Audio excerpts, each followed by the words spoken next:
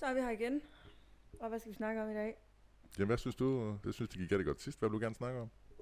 Jeg tænkte, at healing kunne være relevant. Altså, hvad sker der i en healing? Hvad foregår der under en healing? Hvordan har man det under en healing og efter? Nu har du jo prøvet det, godt nok kun som en fjernhealing, fordi du havde migræne, så tænkte jeg, der kan jeg lige sætte ind der. Så det gjorde jeg. Ja. Men først så har jeg faktisk lige fået et spørgsmål fra en af mine følgere af. Jeg har lavet en spørgerunde den her gang. Ja. Men man fik jo lov til at stille det her spørgsmål. Og der er vist lidt mere end bare et. Om jeg nogle gange tænker over min egen opførsel, om den er rigtig eller forkert, om jeg gerne vil ændre mig på nogle punkter, eller om jeg føler, at jeg er perfekt, som jeg er nu. Hold da op, ikke? Det var da godt nok et personligt dybt spørgsmål. Fuck. Ja. Nå, men lad os høre. Det glæder jeg mig til at høre. Men nogle gange. Jeg tænker konstant over min egen opførsel, og det ved du også godt. Fordi nogle gange, så ved jeg godt, at jeg har været en kælling. Og så siger jeg det jo som regel, jeg er sgu ked af, at jeg er sådan en kælling, men jeg kan ikke holde min kæft. Fair. Og det plejer du at godtage. Nå, nej, men altså, det skal jeg jo ikke. Det er jo ikke noget, jeg skal godtage eller noget, men det er det, du synes, du er god til. Nej, men jeg skal jo acceptere min opførsel for at kunne holde ud og være sammen med mig. Det lyder også hårdt, ikke?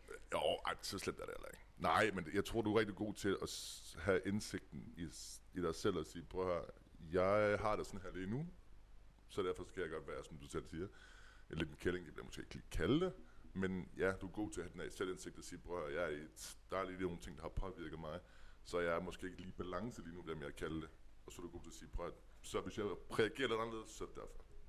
Ja, jeg synes, jeg er god til at udtrykke mig. Og jeg ved også godt, når mit humør skifter. Og jeg ved også godt, hvad der sker, når det skifter. Og jeg ved også godt, at lige nu, der skal jeg lige have lov til at tænke, og så skal man bare lige tie stille. Ja. Og det siger jeg nogle gange på en rigtig grov måde. Sådan noget. Nu holder du lige kæft. Nej, men det er jo, jamen både over, altså det er vel hellere det, end, altså, ja, jeg forstår, hvad du mener. Ja, jeg er i hvert fald ikke tvetydig. Nej. I min, nej, jeg siger gerne tingene som de er, men det er også det sprog, jeg kan forstå.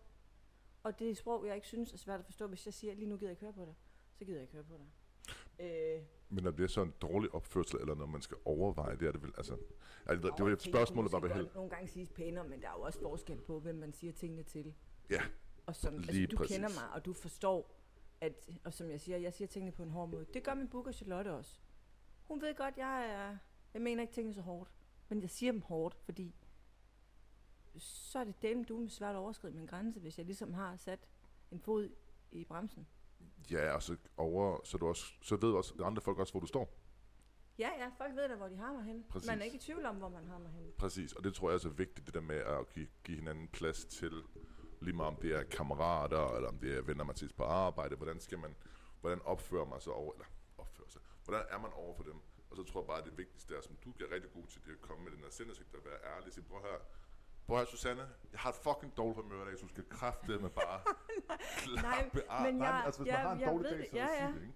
Jeg ved det jo godt, jeg er godt klar over min egen opførsel, og jeg tænker rigtig meget over den. Jeg tænker rigtig meget over, hvordan jeg kommer med tingene, og til hvem jeg kommer med tingene. Hvordan jeg siger det til dig, siger jeg det ikke nødvendigvis til andre. Nej. Så jeg tænker rigtig meget over det. Om jeg ønsker at ændre mig på nogle punkter, det ved jeg ikke. Jo, det gør jeg vel, men nok set i forhold til, at man jo ønsker at lære mere. Ellers det kan man vel hele sit liv forhåbentlig. Vi kan jo altid blive bedre på nogle punkter, ja. Og det er jo også en selvindsigt, jeg har. Jeg kan altid blive bedre på et eller andet punkt, og det er jo mit ønske. Præcis. At blive den bedste version af mig selv, for min egen skyld og for mine omgivelser, og allermest sådan, så jeg kan være den bedste mor for min søn. Præcis. Og det er jo det, der betyder jeg tror selv hans forbillede, ikke? Jo, præcis. Om jeg føler, at jeg er perfekt, er jeg selvfed, hvis jeg siger ja. Nej, det tror jeg ikke. Nej, altså, jeg tror, der er forskel på at være perfekt i det øjeblik lige nu i sit liv, og så måske være til forskel for måske tidligere til liv, eller i fremtiden til liv. Som du selv siger, der er altid plads til forbedringer i sit liv, i forskellige punkter og forskellige dele af sit liv. Ja. Så det der med at kunne have den der indsigt til at sige, selvfølgelig er der nogle ting, man laver på, men lige nu her, som jeg er lige nu, så er jeg faktisk rigtig tilfreds med den person, og den måde, jeg er lige nu. Jeg er glad for den, jeg er. Alle mennesker har usikkerheder, og hvis ikke man har en usikkerhed, så tror jeg på, så er der også et eller andet galt. Fordi hvis ikke du har den usikkerhed, så har du heller ikke motivationen til at grave dybere ind i dig selv og ændre på dig selv. På nogle ting, hvor du tænker, det kan godt være, at jeg havde en uhendsmæssig reaktion lige her. Hvordan kan jeg gøre det anderledes? Eller hvad kan det give mig, at jeg reagerede sådan, eller mødte det her menneske, eller du ved, gjorde sådan. Men overordnet set, så synes jeg da... Så er du meget perfekt, det er det, du Nej, der er altså uperfekt, perfekt. Ja, det skal man også være. Jeg er ikke utilfreds med mig selv. Jeg kigger ikke mig selv i spejlet og tænker, kæft, hvor er du bare modbydelig, eller hold kæft, hvor er du bare fed og klam, eller hold kæft, hvor er der bare en fejl der. Det gør jeg ikke. Nej, det tror jeg heller ikke. Hvis der er noget, jeg vil ændre på, så ændrer jeg på det. Vi har alle sammen down-perioder, og det har jeg lige haft en lille års tid, kan man nok sige. Ja. Periode, et år, det er vel ikke en periode, eller det? Det er da en periode. Det må man sige. Men jeg formår jo også at komme tilbage igen. Ja, uden tvivl. Var det et spørgsmål, du fik nu, det var meget personligt fra... Det var fra en følger. Ja, okay. Fordi nu det var det også 2 måder, du er på, og det er selvfølgelig klart. Du har en måde, du er privat, og der er en måde, som du har så mange følgere på Instagram og alle de her ting. Så er det jo sådan en måde, hvor man, og det er måske det, han tænker på, hvordan man opfører sig.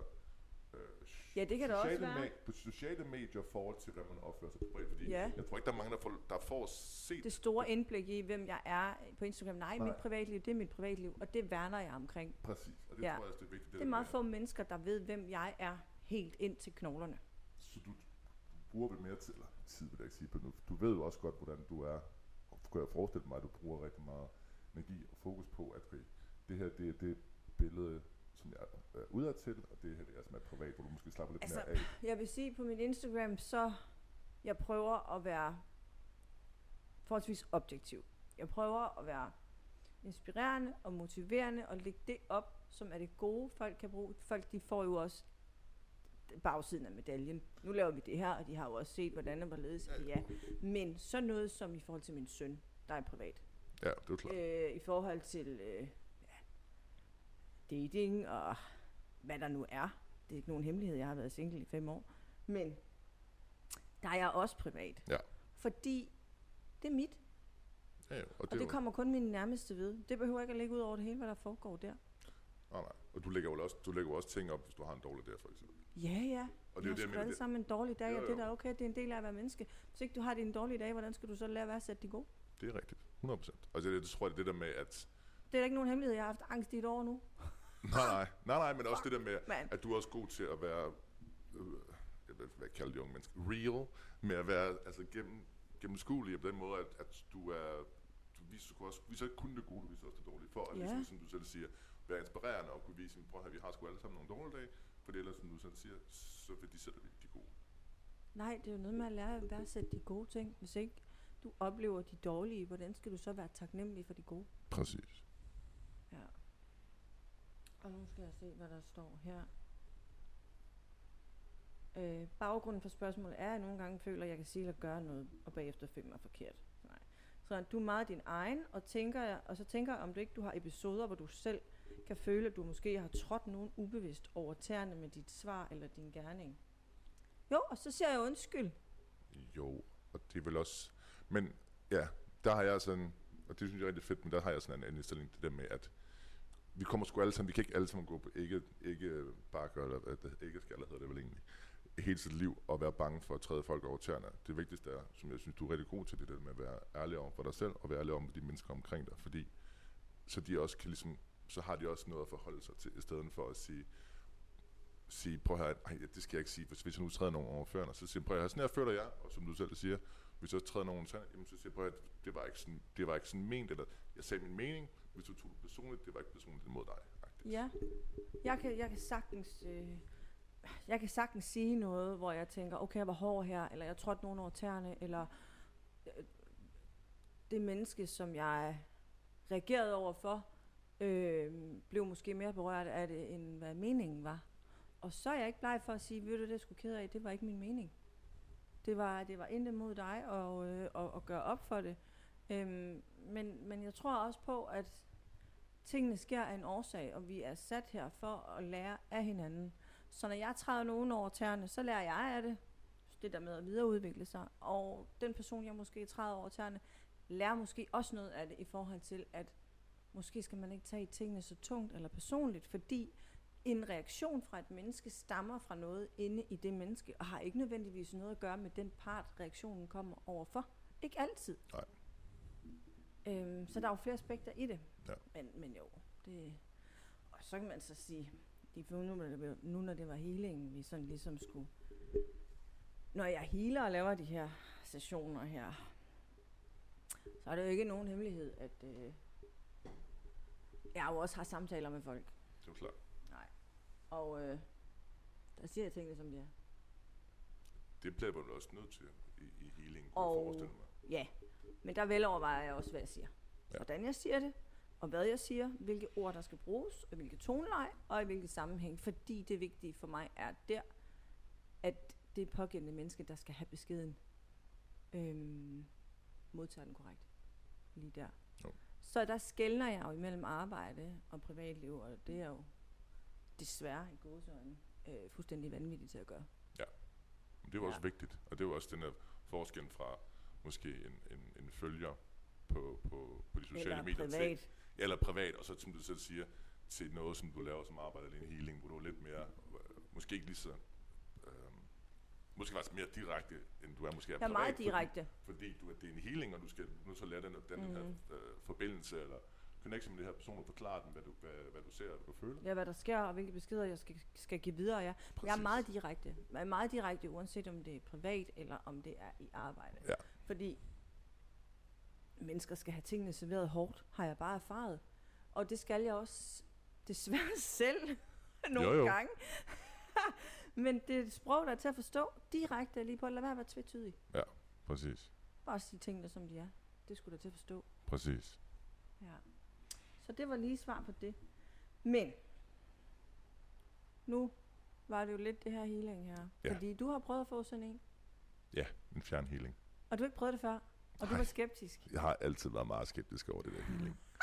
Og det har jo ikke noget at gøre med, hvor lang tid jeg har kendt dig, eller hvordan du er, eller noget som helst. Der har jeg altid taget som... Altså, jeg har jo ikke set dig som healer, jeg har set dig som Marlene, og det har jeg altid gjort.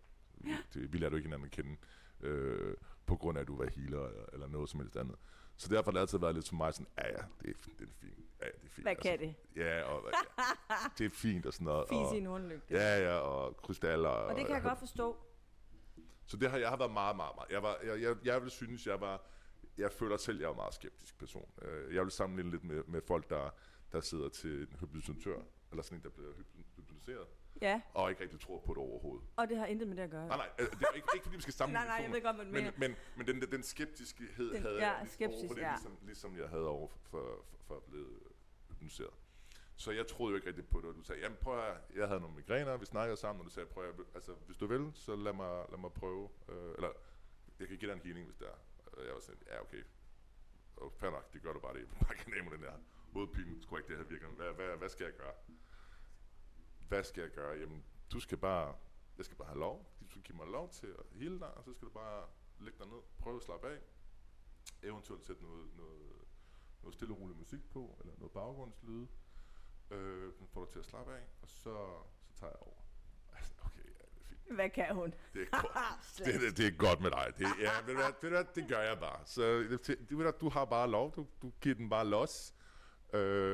Og jeg lavede mig ned på min sofa og satte noget stille og rolig musik på, og sådan noget, ja. Jeg søgte bare YouTube eller Spotify, tror jeg, bare sådan noget mediteringsmusik-agtigt, det er bare det første, der kom op. Fint, sæt det på. Og så lagde jeg mig ned, og så tænkte jeg må heller ikke lægge min telefon væk, og tog brillerne af og sådan noget. Og så tænkte jeg, okay. Men alligevel slog lidt telefonen ligge på brystet. Hvis der nogen skulle skrive eller et eller andet, så jeg gav ikke, ligesom, jeg følte ikke, jeg kan ikke helt slippe. Nej, og det kunne jeg godt mærke. Men det kom, selvom jeg havde min telefon på brystet, så følte jeg ikke, at der var nogen, altså det kom helt af sig selv. Det var ikke fordi, at jeg følte, at det hjalp også på mig, fordi jeg stadig var så skeptisk og sagde, lad os nu se, hvad hun kan. Og jeg måske ikke gav helt slip, så fik jeg stadig den påvirkning af det, selvom jeg ikke gav helt slip. Ja. Og det var ligesom, Og det beviste over for mig igen, at det her, det egentlig gør rigtig meget. Og kan gøre rigtig meget. Og så er det svært at beskrive. Som sagt, jeg var meget skeptisk. Men hvad oplevede du? Altså, hvordan føltes det? Det er svært at sætte ord på, tror jeg. Men jeg vil gerne prøve. I starten følte jeg, at jeg sådan stille og roligt sank længere og længere ned i sofaen. Slappede af i kroppen. Og så følte jeg det... Det er fandme svært at beskrive. Jeg følte det som om... Det er fandme svært. Fordi når man ikke har prøvet det, så er det svært. For det lyder jeg får det til at lyde rigtigt. Når jeg selv hører mig selv sige det, så lyder det meget mærkeligt. Det føles som om... Forestil dig, at du ligger i vandkanten, hvor vandet... Så du ikke drukner, men du kan mærke, at bølgerne sådan går hen over en og trækker væk over en. Går hen over en og trækker væk over en. Sådan brusen. Ja, men sådan brusen, sådan afslappende, sådan en stille og rolig hen, og så sådan stille og roligt. Og ja, det føles meget mærkeligt. Og det var sådan, det ligesom der stille og roligt i starten, eller sådan sværere i starten, og så blev det så mere, ikke fordi det blev mere aggressivt, men så blev det mere intens. Ikke på den måde, at det var sådan forestillet store bølger, men det trak mere og mere sådan energien rundt i kroppen eller væk.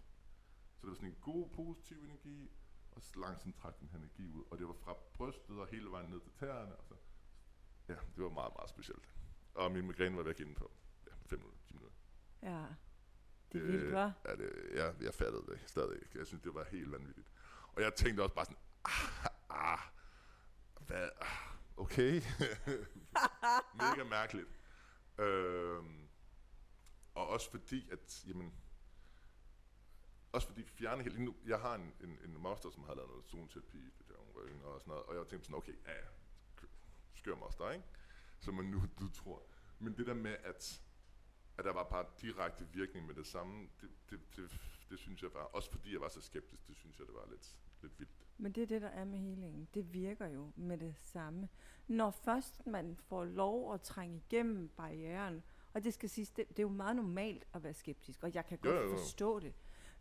Og det er også meget normalt, at man hver gang, at man skal starte en healing, skal man jo igennem nogle barrierer og nogle blokader. Fra gang til gang bliver det nemmere, fordi man jo giver mere og mere efter, fordi man begynder at forstå den positive effekt, det har på en. Så det er jo normalt at have den skepsis, det er normalt at have de blokader. Jo. Men, og det er jo også vildt, fordi jeg føler jo ikke rigtig, at jeg kan slippe på den blokade. Jeg føler lidt, den blev trukket væk under fødderne på dig. Nu, jeg vil sige taget fra mig, men det lyder negativt, men ja, sådan perfekt ud, altså, at det bliver ligesom taget, den barriere bliver bare sådan, har du bare din barrikade op, så fjerner vi den stille og roligt, det skal du slet ikke tænke på. Ja. Men det er jo nok også i takt med, at jo længere man måske kommer ind i healingen og mærker den positive effekt og den rare følelse, det giver, og den balance og så videre, altså at der ikke sker noget dårligt ved det, at så giver man jo mere og mere efter og bliver okay med det og tænker, okay, hvad kan der ske? Og der kan ikke ske andet end godt. Det har jo effekt fra første gang af, at man får en healing. Jo, men det var, og det er det. Og jeg var jo allerede skeptisk, bare troede, at der kommer ikke til at ske en skid, jo. Nej, og hvordan havde du det bagefter? Altså, det var vanvittigt. Jeg havde det altså helt afslappet af kroppen, og sådan, det er fandme igen svært at forklare. Følte mig bare tungere i kroppen på en positiv måde. Lettere. Og så tung afslappet. Ja, lige præcis. Tung afslappet, som føler, i stedet for, hvis du ligger her hvis man har fået en massage, eller hvis man slapper af og har været i noget hot tub, eller hvad er det, man gør for at få det bedre at slappe af, så havde jeg den fornemmelse efterfølgende i rigtig lang tid. Ja. Og virkelig meget, jeg var ikke rigtig træt, men sådan, og virkelig afslappet i 2-3 dage efter. Og så var der jo en ting mere, som jeg synes var vanvittigt. Hvad? Jamen, det var det jo, vi snakkede om dagen efter. Du sagde, prøv lige, giv mig lige en heads up, hvordan du har det i morgen. For du sådan lidt, jamen lad os nu lige, altså det er de første healing, lad os nu lige se, hvordan du bliver påvirket af det. Og jeg vågnede mega tidligt om morgenen. Og jeg kan huske, at jeg snakkede med dig om, at du var sådan lidt, ja, okay, det er meget normalt. Det var totalt ladet op jo. Og jeg var vågnet mega tidligt, og var sådan, det var utroligt. Jeg bor meget tæt på en stor vej her i Aarhus. Og jeg synes, det var da utroligt. Er der mere trafik? Er det klokken 5 eller sådan noget? Det er da også sindssygt meget trafik lige pludselig, eller er jeg en dør åben, eller et eller andet. Og det havde jeg altså ikke. Men det var bare som om, at alle lyde alle mine sensorer, og alt var bare, ligesom noget, hvor man har fjernet sådan en slør eller andet fra en, som alle sensorer var bare mere intense på en eller anden måde. En syn bliver lige pludselig skarpt, altså klart, lidt mere klart, ikke? Og det var hørelse, syn, alt sådan nogle ting. Ja, altså selvfølgelig ville mine sensorer var ligesom, for højnet var de nok ikke, men i hvert fald ikke lavere, de var ikke dogne mere, de var ligesom... Der var visket rent. Ja, præcis. Det er meget god mening. Ja, det var en... jeg kan huske, du skrev, du er for vild. Ja, jamen, ja. Og det er jo igen også fordi, jeg var så skeptisk, ikke? Ja, men jeg kan også godt forstå, at man er skeptisk, fordi vi alle dage er blevet fodret med, at healing, det er noget hokus pokus, og det er noget volapyk, og hvem kan det? Og det kan jeg også godt forstå, fordi, og det kommer til at lyde så...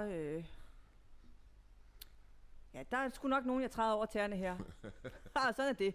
Men vi healer alle sammen i forskellige kraft, os der vælger at heale.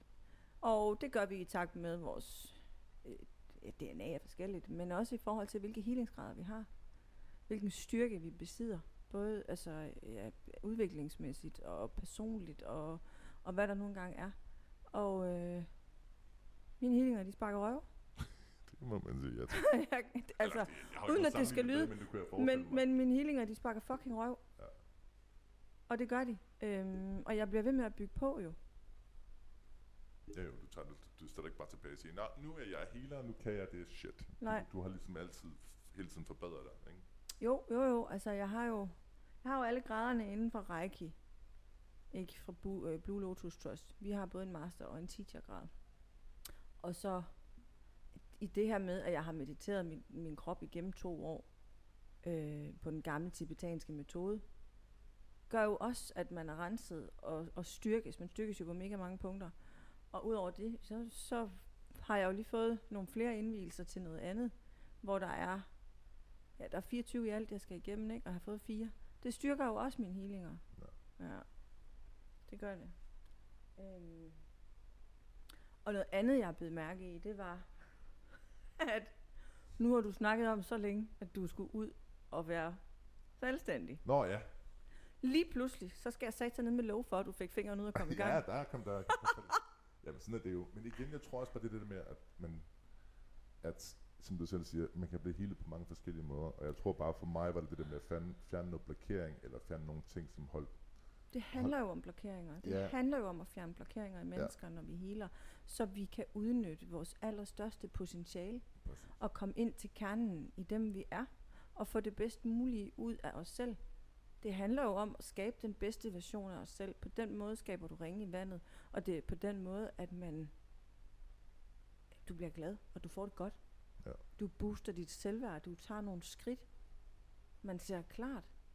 Og det er den eneste måde, hvorpå jo bedre du har det, jo mere positivt kan du give til andre mennesker omkring dig og i verden. Ja, jo mere du fjerner af det der, der holder dig nede, eller ja, lige præcis, de lidt lave vibrationer, ikke? Andre til dig selv til jo bedre du har det, jo bedre har din omgivelser det også. Ja. Det handler altså om at fodre sig selv først. Man behøver ikke at være egoistisk og være tarvelig og dum, fordi man fodrer sig selv først. Det kan altså godt gøres på mange måder, uden at man er en nar. Jo, jeg tror også, hvis du så fodrer dig selv, så har du i stand til at være bedre over for alle andre. Ja, og det gode, du giver, det kommer jo også typisk tilbage. Ja. Så kan det da godt være, at du møder en person, hvor du tænker, jeg var god her, hvorfor kom det ikke retur? Så kommer det bare på en eller anden måde. Ja, karma. Ja. Altså, det skal nok komme din vej. Ja. Det skal det, og det er jo, det er bare det fede ved healing, og også det her med, når jeg har de her healing-sessioner, og nogle af de her mennesker, der har været ved mig over en længere periode nu, både dem, som modtager healing, men også dem, som jeg har certificeret. Den blomstring, der sker, den positive udvikling, jeg ser. Jeg har indtil nu ikke mødt noget negativt i det. Det er jo fantastisk at se. Jo. At man kan hjælpe det ved andre mennesker. Ja. At man kan gøre det for andre mennesker. Og så se, og jeg får jo historierne at vide efterfølgende. Ja, det er jo klart. Dagen efter har vi bare, og dagen efter var så gode, og jeg har sovet godt, og haft mere overskud, og den sjove, den er jo typisk, at hold kæft, hvor har jeg skidt mig selv ihjel de sidste par dage. Det gjorde jeg så sjovt nok ikke. Gjorde du ikke det, så Nej, var det det gør healing nok? Det kan man Nej, men det er jo noget af det, det er udrensning jo. Ja, ja. Alt det lort, vi har inde i, det kommer jo ud den vej. Ja, og jeg tror også, det er meget... Eller, det har jeg ingen anelse om. Jeg kunne forestille mig, at det er meget forskelligt fra folk til folk. Ikke? Jo, det er det. Men hvordan, okay, nu bliver det så lidt... Hvordan er det så for dig at hele? Hvordan oplever du hele det her at hele? Skal jeg være helt ærlig? Det skal jeg. Det synes jeg, du skal. Som jeg lige sagde, så elsker jeg at se det resultat, det giver andre mennesker. Det gør jeg, og det er fantastisk. Så kan jeg høre, der kommer et kæmpe mændelig her lidt. Ja, skal du høre her. Og jeg hygger mig hver gang folk de siger, jeg har simpelthen skidt mig selv ihjel de sidste par dage. Så ved jeg, at lortet virker. Nej. Men. Det fandme også noget af en portion at indtage. At det her, det er noget, jeg kan med mine hænder. Og skal sidde og tænke, hvorfor er det mig, der har fået den her gave her? Så voldsomt. Hvad er det, der er så specielt ved mig, at det er det her, jeg skal og kan? Og det har været super, super angstprovokerende. Nu ved du så med min angst, at det er på vej retur. Ja. Men du ved også, hvor voldsomt det har været. Ja. Og det har været meget, meget voldsomt. Fordi jeg simpelthen blev bange for mig selv. Og fordi at jeg synes også, at det var hårdt at skulle være hende her, der ligesom var et orakel på en eller anden måde for andre mennesker. Rigtig mange mennesker er jo kommet til mig for råd og vejledning. Og jeg vil hellere gerne hjælpe, fordi det er det, jeg kan, og det er det, og jeg elsker det. Men det er igen det her med at være bange for at sige og gøre noget forkert. Okay. Fordi jeg skal hele tiden være vaks. Jeg skal hele tiden være på dupperne, jeg skal hele tiden være vågen. Ja. Og så kan det også være ret angstprovokerende at være hende, der har de svar.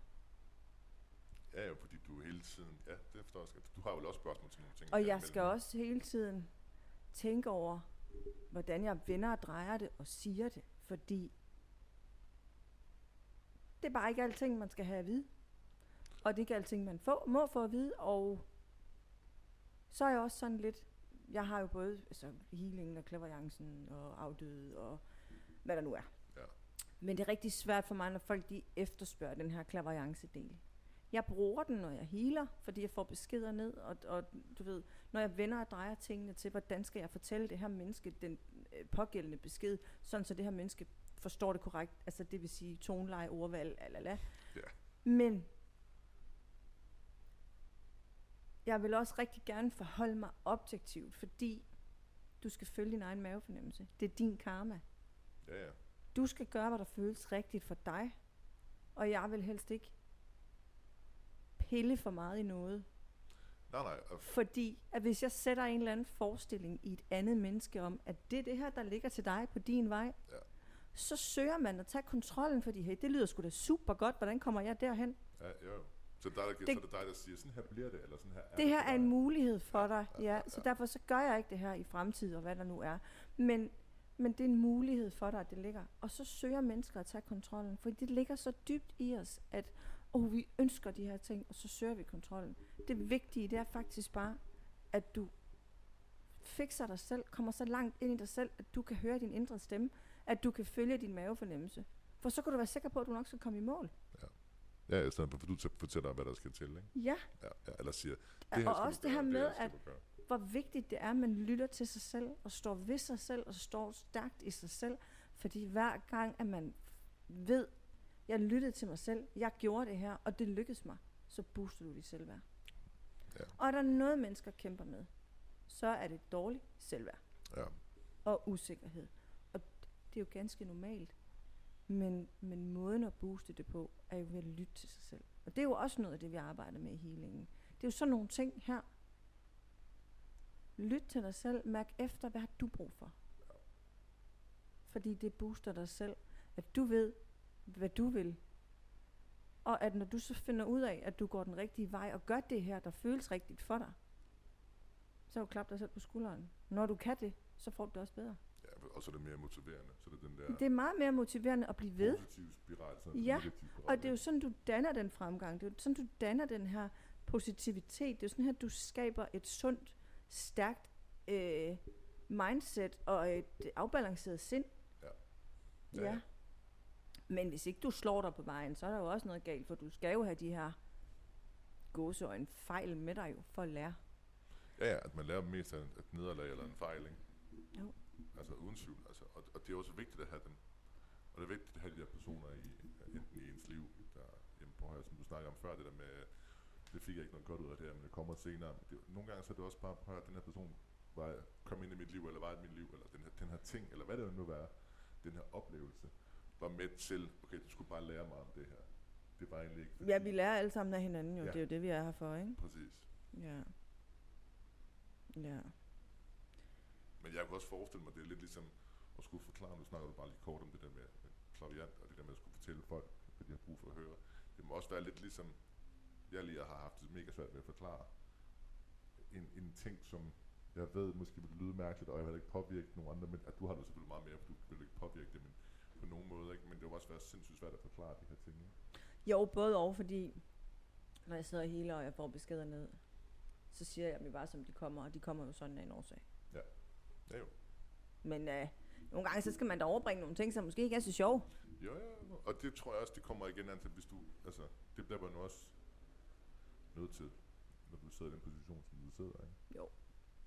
Og det er jo, som du også selv siger, det er måske heller ikke, altså det er måske heller ikke fedt at være hende, som alle ser op til hele tiden, og skal have alle svarene, og hvor man bare gerne vil, prøv at kan jeg ikke bare lige have en dag, hvor jeg bare ikke skal... Ja, jeg har prøvet det. Kan ikke være lige vente lidt, jeg bliver nødt til lige have styr på mig selv, også i stedet for at have styr på alle andre, ikke? Og jeg har faktisk prøvet det der med, det er længe siden jeg bad om det, hvor jeg tænkte, jeg vil godt lige have en dag, hvor jeg har ro fra alt det her, jeg kan. Ja. Det spørger jeg aldrig nogensinde om igen, fordi jeg kunne slet ikke finde ud af at fungere. Nej, okay. Ja, så er det jo sådan, så den der jo også lært dig noget, kan man sige. Ja, altså, jeg kan slet ikke finde ud af at fungere uden. Nej. Så det er bare mig. Det er sådan, det er.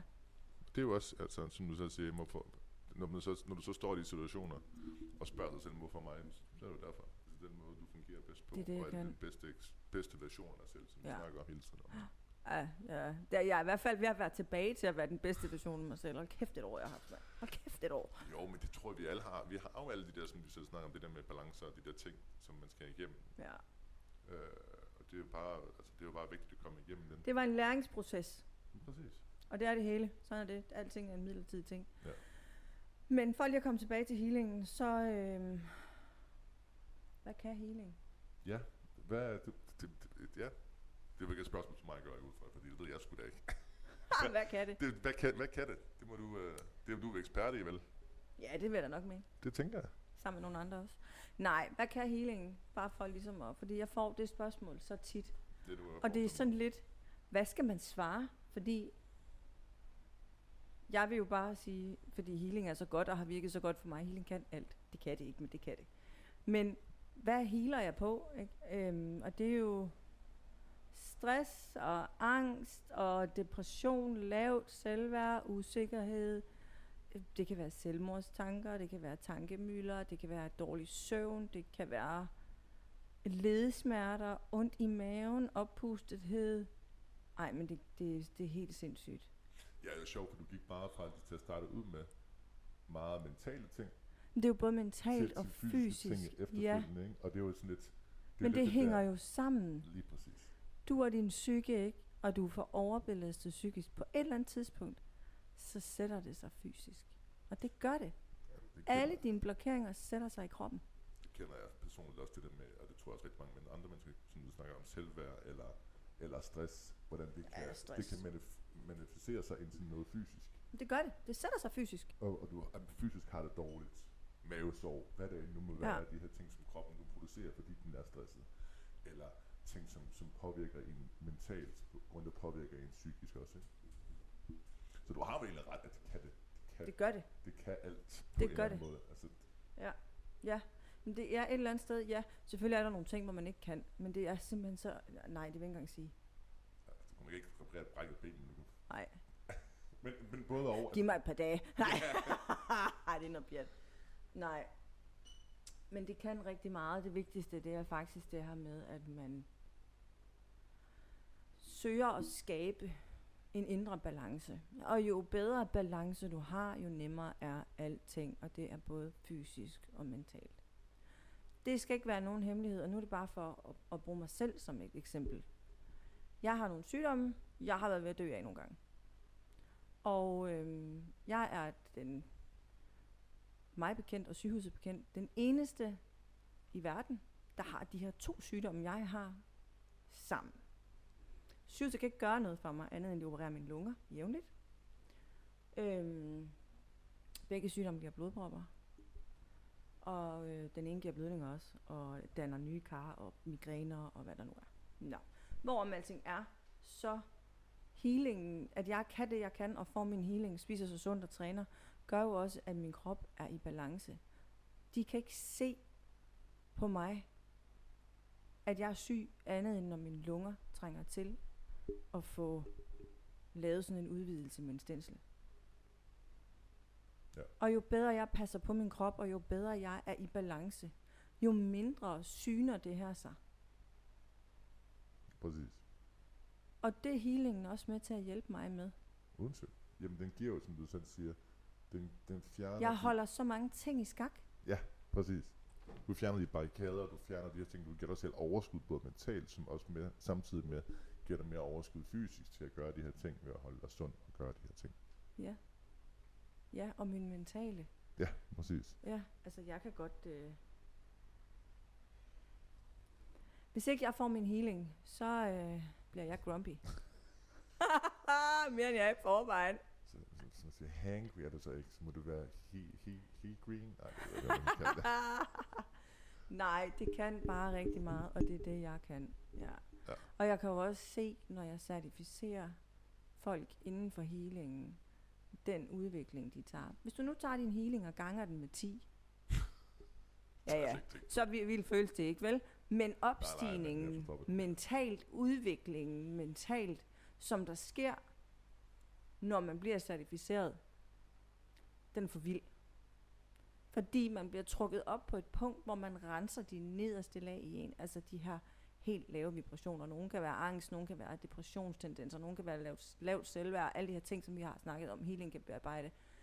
Dem afhjælper de her rækkegrader. Altså du stiger fra et niveau til et andet, hvis man, en sats til et andet, hvis man kan sige det sådan, ikke? Jo.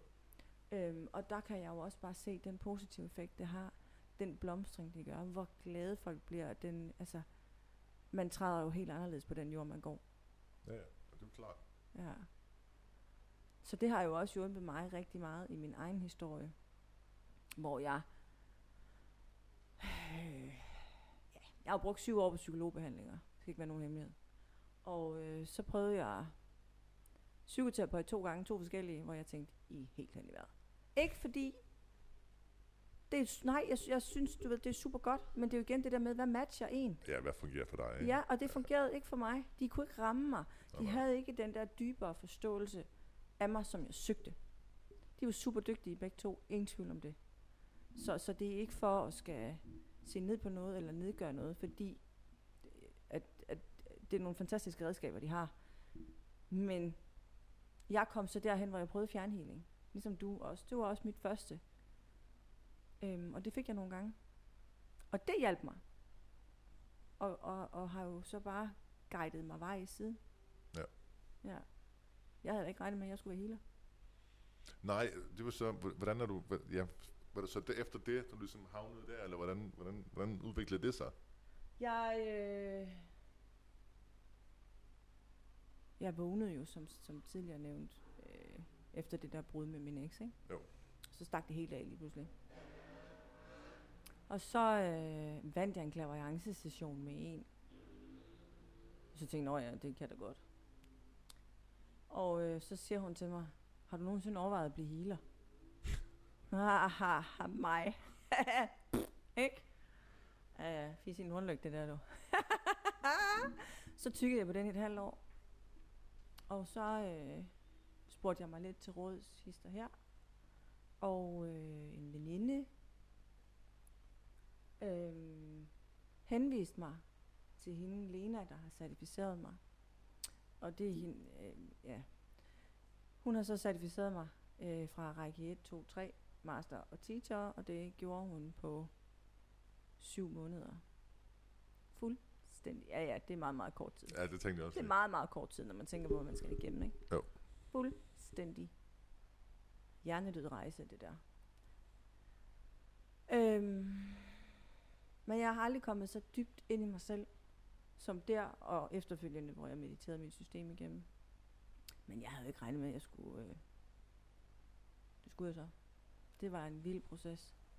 Ja. Det var lidt vildt. Så startede jeg så småt med at lege med det. Ja. Hvornår gik det op for dig, at det var det her...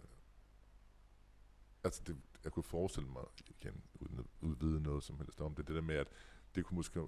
At fordi du har de evner, som du har, eller er god til det, som du er, så må du måske være nemmere at lyde forkert, men der har kommet nemt til dig. Hvornår man ligesom ud, okay, det her det er jeg faktisk sindssygt god til, for eksempel. Var det fra starten? Var det sådan day one? Overhovedet ikke. Var der et eller andet tidspunkt, hvor du tænkte, okay, det er faktisk det her, det skal? Var det noget, for eksempel, når du snakker om før, det der med, at du så, hvordan andre folk reagerede på det, eller hvordan fandt du ud af, at det var ligesom, det her, jeg skal, eller det her, jeg er god til?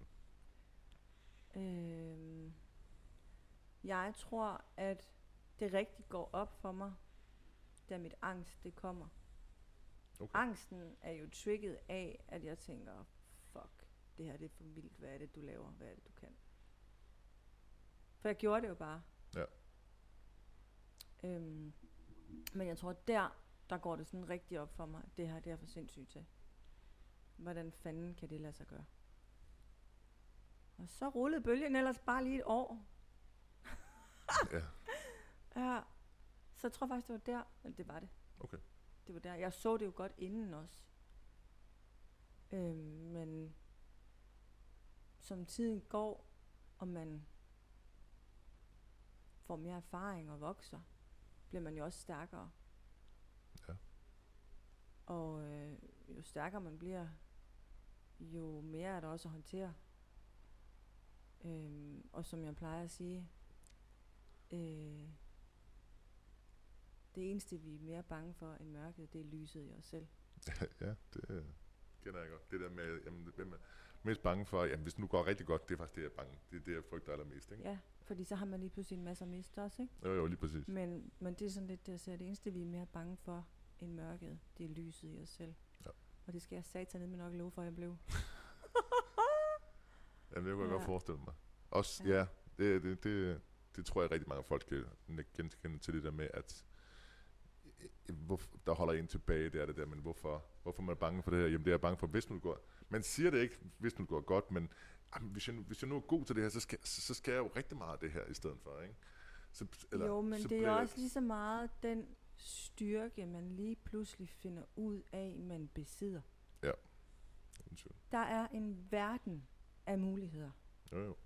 Du kan gøre, som du vil, og er du klar over, hvor svært det er at skal tage stilling til, hvad er det egentlig, jeg har lyst til at gøre med mit liv? Præcis. Altså, der er ikke nogen begrænsninger i min optik. Der er de begrænsninger, du selv sætter. Ja, det er jo klart.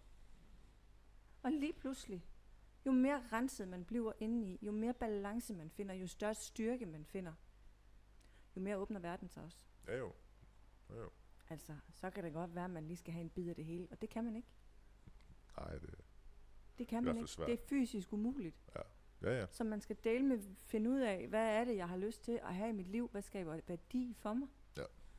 Og det der med også, altså, styrken. Ja, og du siger, som du hele tiden siger, det der, den styrke, du fik efter, og du udtrykker det som at stige i grader, når man tager de her uddannelser, kan man godt kalde det. Det gør man også jo. Ja. Præcis. Men det er jo lige så meget, som du også snakker om, det er lige så meget en selvrens, lyder forkert. Det er en selvrensættelse. Ja, men det er jo lige så meget, som du går opad, går du også ned i dig selv. Ja. Altså, og jo dybere, fordi som du selv snakker om, jo dybere skal du faktisk ned igennem de her forskellige lag i dig selv, og bearbejde de her ting, som du måske ikke var klar over, du egentlig havde, du skulle bearbejde, eller måske ikke var klar til at bearbejde, eller noget, som man har forsømt i langt, eller hvad det end må være, ikke? Så det er sådan lidt både, at man stiger rang, men det er også, lige smart du stiger rang, går du faktisk også ned og dybere og graver dybere der ned. er ikke noget ting, lys uden mørke. Nej, præcis. Det er der ikke, og det går hånd i hånd. Ja. Det gør det. Det er bare et spørgsmål om at lære at administrere det hele.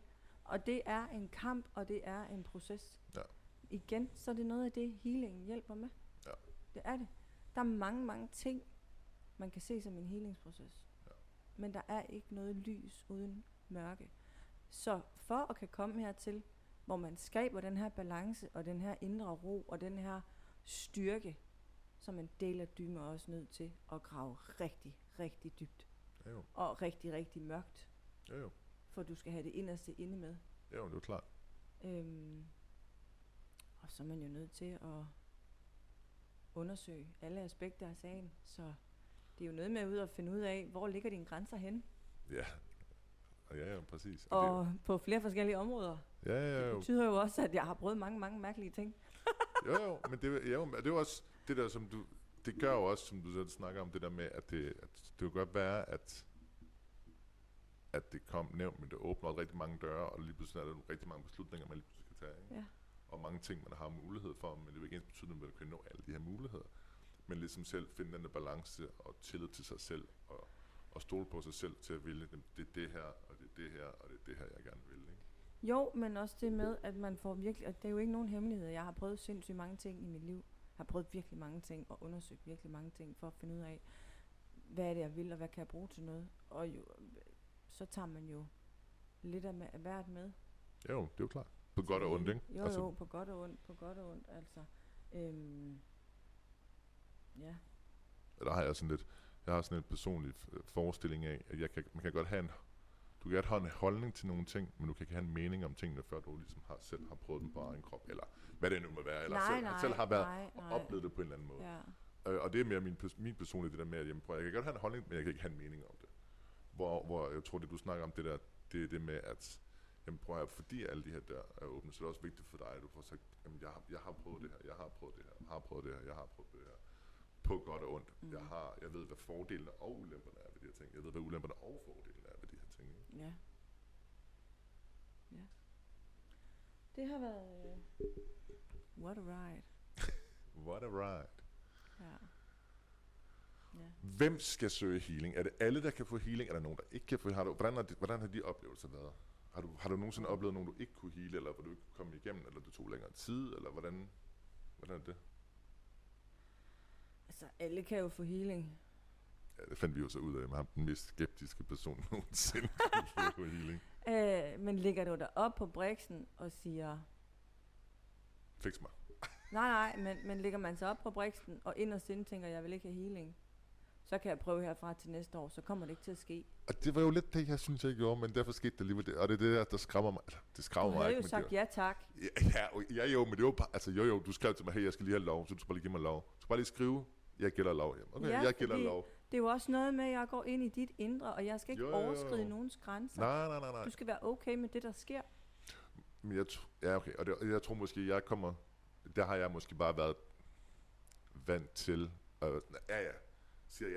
Man siger selvfølgelig bare, det gør du bare. Eller det er meget den der... Det er det der tvetydige lort. Præcis, som er meget normalt, eller normalt lyder forkert, men rigtig mange mennesker gør, ikke? Jo, jeg kan ikke tåle det. Det er et ja eller et nej. Så ved du, hvad du vil, eller så ved du, hvad du ikke vil. Præcis. Færdig. Men jeg tænker også bare, det der med at bare møde op og lægge sig op på briksen, eller tage kontakt og sige, hey, jeg vil bare prøve det her healing.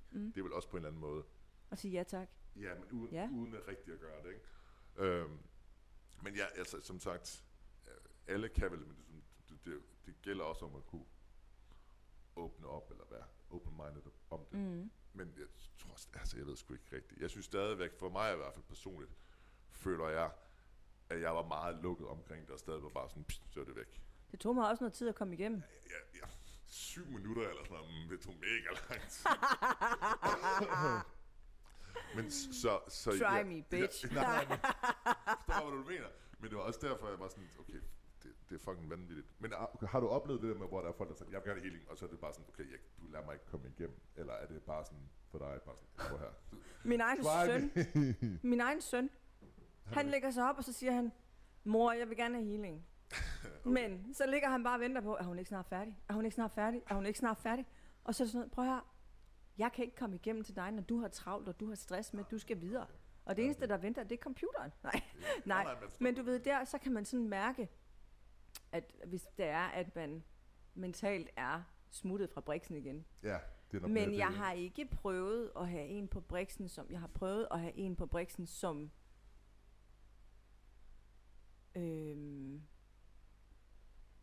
hvad kan man kalde det?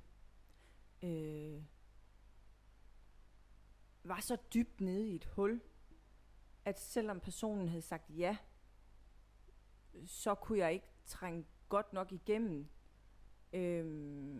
Og han var faktisk meget, meget mørk indeni.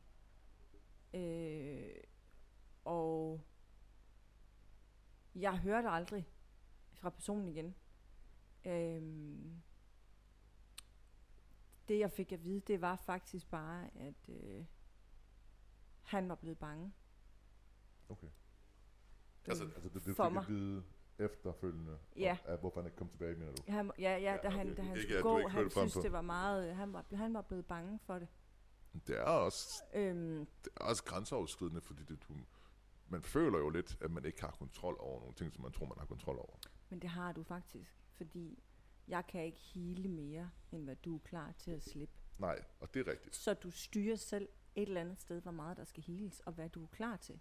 Og det er rigtigt. Og det er igen det der med den der tvetydighed, som der, okay, nu siger jeg nu snakker jeg måske mere om mig selv, end bare alle andre, ikke? Så generaliserer jeg rigtig meget med den der med, at du healer bare, men det der med, at det egentlig... Fyrt af. Nej, men du siger, du bliver nødt, du skal give mig lov til det. Altså, Ja. jeg giver dig lov, betyder måske rigtig meget mere, end Hvad man tror. Ja, end personen egentlig selv tror, ikke? Ja. Og også det der med, at det er jo også, altså, det er sgu lidt skræmmende, måske ikke det rigtigt, men vanvittigt, som jeg også skrev til dig, at det er jo ikke rigtig kontrol, du tager fra folk. Du kan ikke kontrollere den person. Overhovedet ikke. Men at du kan fjerne de her, og det er jo ikke fordi, jeg tror nu, at alle... Jeg renser bare dit system, ja, så du kan se klart, og du får det bedre. Et eller andet sted, jeg plejer at sige, healing er ren kærlighed. Det er kærlighed og omsorg. Ja. Fra mig til dig. Jo, så har jeg i hvert fald ikke oplevet rigtig kærlighed før, hvis det er sådan en kærlighed føles. Fordi Nej, men du havde det jo godt bagefter. Jo, jeg forstår, hvad du mener. Kærlighed findes i mange former. Det har du ret i. På, det er rigtigt. Enten så får du en flad, eller så... Nej. Bakke skridtet. Det kan også være kærlighed en gang imellem. Nej, altså jeg synes bare, altså jeg forstår bare, jeg tror bare, det er vigtigt for folk at ligesom forstå det der med, at jamen, det er jo ikke fordi, du skal ikke tro på healing, du skal ikke tro, at alt er okay, du skal ikke slippe på nogle ting for at blive healet. Og det tror jeg, der er rigtig mange folk, der måske tror, ikke? Jo, man behøver ikke at tro på healing. Nej, du skal nej, man behøver ikke at tro på healing. Altså, læg dig op på briksen og sige ja tak. Ja. Tag imod det, du kan rumme. Ja. Det ved din krop godt selv. Ja. Og det sker, altså det er jo, tempoet er jo forskelligt fra person til person. Ja, hvor meget man hver især kan klare, fordi det er sgu forskelligt, hvor stor en portion røg i bukserne vi alle sammen har. Jo, hvor meget skal vi igennem, og hvor meget skal vi ikke igennem. Præcis, hvor meget har du med dig i bagagen, og hvor meget har du ikke med dig i bagagen. Jo. Der kommer vi jo alle sammen med noget forskelligt. Jo, og kommer man nogensinde i bund med det, ikke? Altså, jo, men du det søger... Det gør man, kan jeg fortælle dig. Okay, fordi jeg forestiller, man søger den der uendelige balance. Ja, men det er lige præcis, men så kommer der et eller andet, som man måske slår en lidt ud af balance igen, men, hvor man så skal i balance igen, om det er noget, man er bedre til, når du har haft noget healing, hvor du måske er lidt mere væbnet. Jo mere healing du får, jo længere kommer du ind i dig selv. Ja. Med mindre at du virkelig søger at bearbejde den proces, altså så er du også en skål. Nå, men det er så, hvad det er, ikke? Jo. Nej, det var ikke pænt sagt. Men jo mere healing man får, jo mere balance skaber man. Ja. Jo længere du kommer ind i dig selv, jo mere indre ro får du. Ja. Jo mere dybde du søger, jo nemmere er det også at forstå dig selv, og vide, hvornår er det ved at være tiden. Hvad er det bedste for mig selv? Ja. Og jeg forstår jo ikke, at man som menneske ikke søger det bedste for sig selv. Men det er der, hvor vi kommer tilbage til det dårlige selvværd. Det er rigtig mange mennesker, som gør. Nej, eller det er det ikke, men og det er ret relevant, ikke? Jo. Men det er jo det, healing gør. Ja, at det fjerner ligesom de her, ja, lige præcis. Altså alt det her, du ikke har brug for. Ja. Hvorfor skal det ligge og rode? Ja. Tag det væk, så du kan have det godt. Ja. Ja. Og det var der, jeg ved, at jeg skal have min healing hver 14. dag. Jeg ved også nu, efter et år uden at meditere, at jeg er desværre nødt til at meditere. Du kan godt mærke, det bliver så godt Og det er igen. igen det her med, hvorfor ikke ønske det bedste for sig selv? Ja, præcis. Ikke? Jo. Og der har jeg jo været rigtig dårlig til at gøre det bedste for mig selv i et år, fordi jeg har været i det her angst. Men hvad er så vejen ud af angsten? For det er kun dig, der kan gøre noget ved det. Ja. Og der har jo også kun været mig til at være klar til at gøre noget ved det. Ja, jo, du er med sin egen lykkesmed, som man... Ja, det er man som- godt nok. som Så man man ikke siger. putte den nøgle i en anden lomme. Nej, lige præcis. Nej, men jeg tror også bare det, altså nu har jeg selv, har jeg nogle ordsprog og nogle ting, jeg bruger personligt selv også, men jeg også bruger det som personlig træner, med ligesom at motivere folk, som du gør. Det der med at fokusere på ting, som du har kontrol over, eller med at fokusere på ting, du ikke har kontrol over. Med at tænke positivt og alle de ting, er en ting, som jeg ligesom prøver at påvirke mig selv med ord. Men den måde, som den healing, jeg fik fra dig af, var lidt det samme, bare ikke ord, men energier, og det er så svært at forklare. Og det er jo energiarbejde. Det er sindssygt meget energiarbejde, og det er så svært at forklare, fordi man kan sagtens, du kan sagtens have nogen, som siger, du skal tænke sådan her, du skal gøre sådan her, du skal gøre det her, så fjerner du de her ting, eller så gør det nemmere, du finder noget balance, du kommer dybt ind i dig selv. Og det er en ting, men den måde, som du, i hvert fald den healing, jeg oplevede, som du gav mig, var, at du fjerner de bekymringer, og fjerner de ting, som jeg prøvede at snakke mig selv igennem med ord, bliver du fjernet med energier, hvor jeg bare sådan et hold nu kæft. Altså Ja. det her, det er vanvittigt. Men det er jo det, at healing gør. Vi går ind, og så Ja, og det er altså... vækker vi din motivation, dit drive, dit selvværd, din indre kerne, og søger at skabe styrke, dit indre lys. Ja. Fordi det er det, vi kan bruge til noget. Ja. Alt det andet der, det er bare støj på linjen. Væk med lortet, fordi det er ikke brugbart. Og det er jo... Noget af det er, vi ja. skal være kritiske, vi skal være vågne, vi skal, du ved, men der er også bare ting, hvor vi spænder ben for os selv og holder os selv fast i noget, som på ingen måde gavner os. Og det skal bare sorteres fra, Ja. og det kan vi gøre med healingen. Og det var også det, der skete for mig jo. Altså jeg kunne høre og se Ja. en meget ting, man kunne tage og føle på, hvis det lyder forkert, men at mine sanser blev skærpet, fordi der var fjernet alle de her andre forstyrrelser. Ja, alt det her støj, alt det her tåge, der kan ligge. Og det er jo bare, jeg synes bare stadig, at det er så vanvittigt. Altså jeg ser det lidt som, at du har en motivations... altså en, der laver rundt og holder taler og snakker om motivering og alle de her ting, og giver dig nogle redskaber den vej igennem, hvor healing er lidt mere bare sådan, nu skal du høre, det vi gør er, hvis du bare slapper af, så fjerner jeg lige de her ting. Men det er jo rigtigt nok. Jo. Man kommer ind, lægger sig på briksen, eller starter med at sidde, vi har en snak på et par minutter. Det kommer lidt an på, er det første gang, du er der, er det anden gang, og hvilket menneske det nogle gange er, og hvad behovet er. Nogle gange så fornemmer jeg, at du skal op og ligge, og så starter vi. Ja. Nogle gange så snakker vi hele sessionen igennem, andre gange så sover folk, nogle de så norker. Og ved du hvad? Det er så fint. Ja. Den reaktion, der kommer, det er den reaktion, der kommer. Ja. Det kommer af en årsag. Jeg forholder mig objektivt. Jeg gør bare det, jeg skal, og jeg griber folk i det, der kommer. Jo. Fordi det er det, jeg kan, og det er det, jeg skal. Ja. Men man kommer ind, vi har en kort snak. Du kommer på briksen, man ligger på ryggen. Det er det. Du vælger selv, om du vil have tæt på eller ej. Om du vil snakke, om du vil spørge, om du vil sove, om du vil blunde, om du vil lukke dine øjne og bare lade dig flyde med. Ja. Og så arbejder jeg de forskellige steder på kroppen, der nu engang beder om det. Ja. Og der er noget stille musik i baggrunden. Så stopper jeg, når jeg føler, at kroppen er mættet. Man kommer stille og roligt op og sidde og får lov at komme til sig selv. Du kan spørge, du kan snakke, du kan få et glas vand, du kan græde, du kan grine, der er plads til det. Og det er det, der skal være plads. Der skal være rum til, at man kan mærke sig selv. Ja. Og så går man. Jeg er der i processen dagen efter, hvis der er behov for det. Ja. Og så kan man få en tid igen, når man føler behov.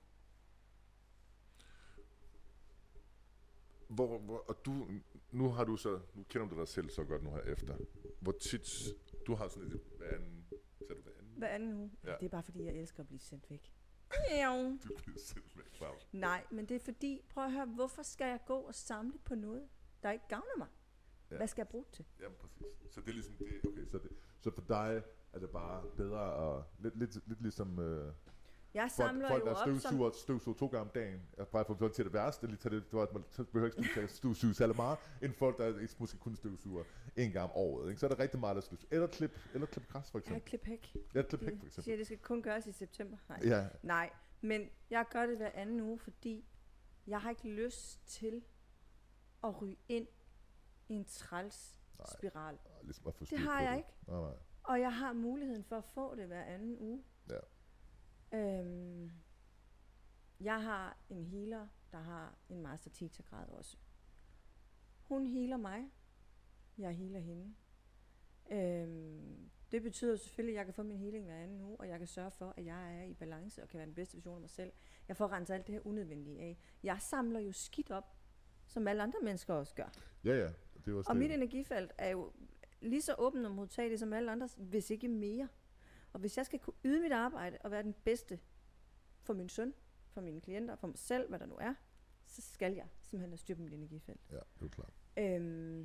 Samtidig med, så får hun læring ud af det her. Og det betyder også noget for mig. Ja. Og det er vigtigt for hende også, at hun kan få lov til at rejse sig og udvikle sig i den her proces også. Ja. Men tilbage til, altså, man mærker selv som klient, hvornår man har behov for at komme igen. Typisk så får jeg det ned, fordi at første gang, man skal lige lære, hvad er det, der sker, og hvordan mærker jeg det her. Men så plejer jeg sådan at sige, jeg synes, prøv lige at komme igen i næste uge, alt efter, hvad man har brug for. De første 3 gange kunne jeg godt tænke mig, lå forholdsvis tæt.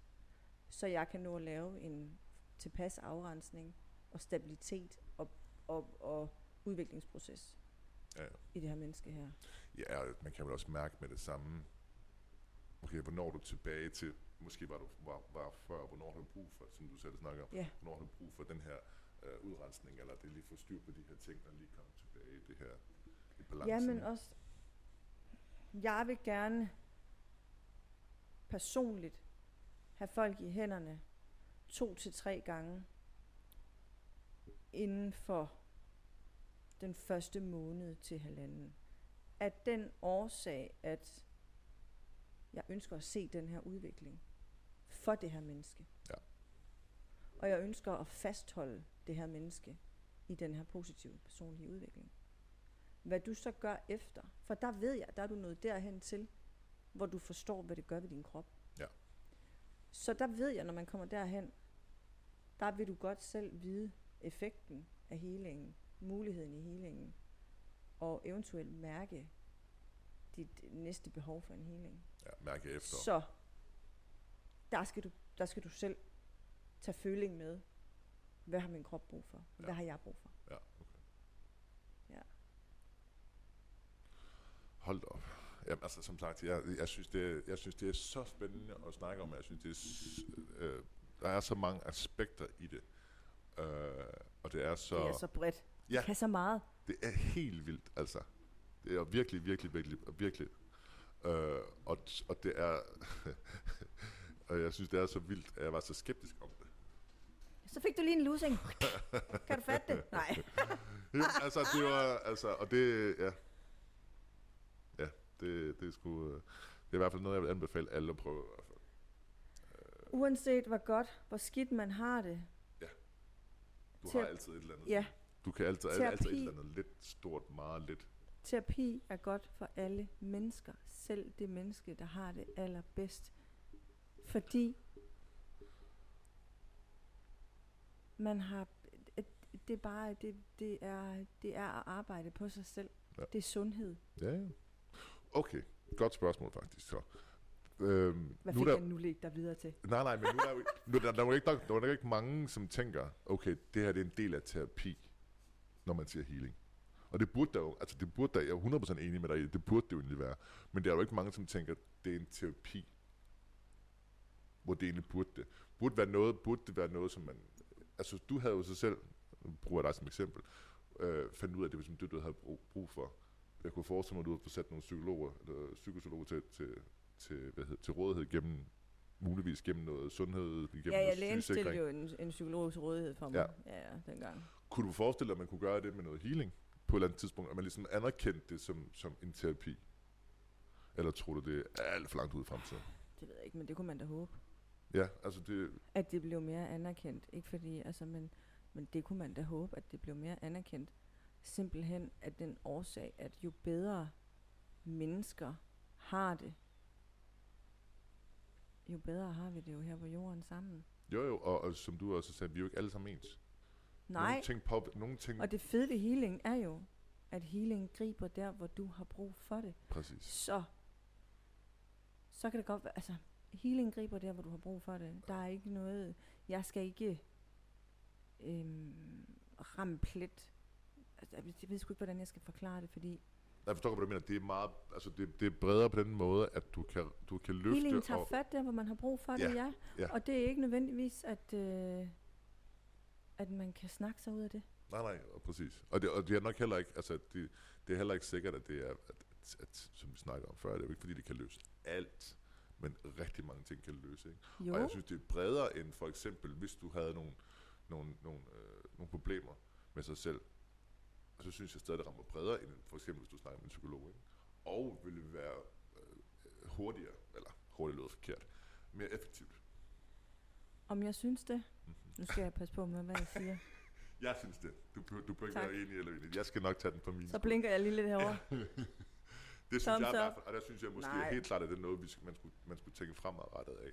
Især de her tider nu her, hvor vi snakker om, at der er så mange ting, som har været, ved jeg ikke forbudt, men set som noget behandling, som man måske ikke har tænkt på. Nu kan du få alternativ behandling dækket ind af din sygesikring.